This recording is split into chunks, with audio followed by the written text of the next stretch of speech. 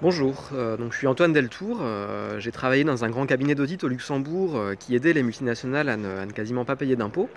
Et au lieu de lancer un débat public comme je l'ai fait, en fait, ce que j'aurais dû faire, c'est d'abord aller voir mon chef ou l'administration fiscale et leur dire bah, regardez les accords fiscaux que vous concluez, là c'est quand même pas joli joli.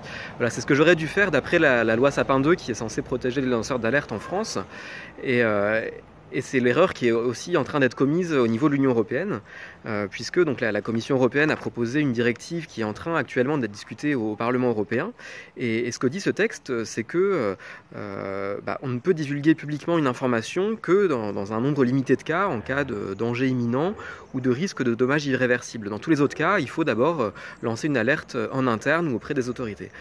Donc en fait, ça veut dire que la charge de la preuve, elle continue à reposer sur les épaules du lanceur d'alerte qui doit se justifier, y compris devant les tribunaux, de sa démarche.